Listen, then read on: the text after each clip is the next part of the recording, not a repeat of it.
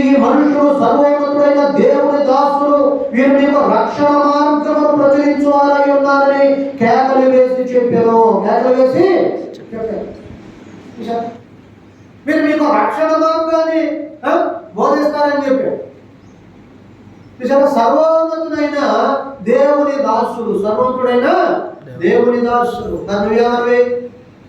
ఎందుకంటే ఆమె చెప్పింది, దయ్యములే వణుకుతూ ఉన్నాయి. దయ్యములు వణుకుతూ ఉన్నాయి. దయ్యములు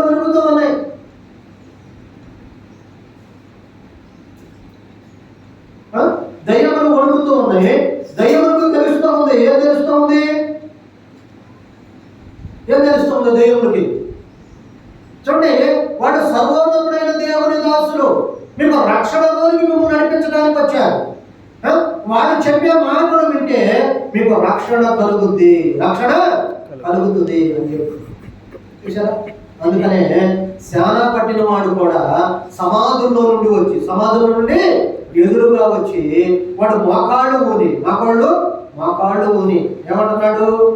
అయ్యా, ఇంకా కాలం ఉంది కదా, మాకు కాలం రాత్రి వచ్చాడు మా దగ్గరికి.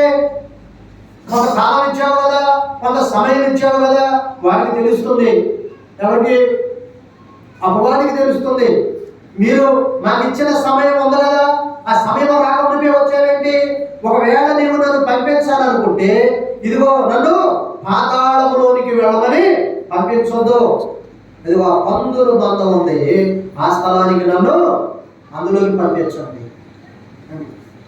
కనుక అతనిలో సేన అనగా అనేక మంది దురాత్మలు ఆ వ్యక్తిలో ఉంటున్న బట్టి మేము ఒక్కడిని కాదు, మేము అనేకులమై ఉన్నాము. అనేకులు అనగా అనేకులు అంటే దురాత్మలు. అనేక దురాత్మలు అతనిలో ఉన్నాయి. అనేక దురాత్మల చేత అతడు బంధించబడి ఉన్నాడు. అనేక దురాత్మలు ఆ వ్యక్తిని ఆవహించి అతనిలో ఉంటూ ఏం చేస్తూ ఉన్నాయి? అతన్ని నిద్ర లేకుండా చేస్తున్నాయి, మనశ్శాంతి లేకుండా చేస్తున్నాయి.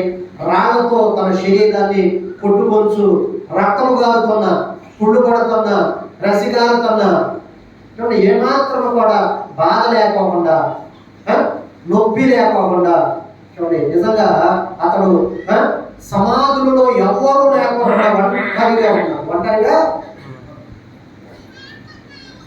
అందుకనే ఎవరు లేక ఒంటరినై అందరికీ నేను దూరమై అనాథగా మిగిలా. పాట రాశాడే.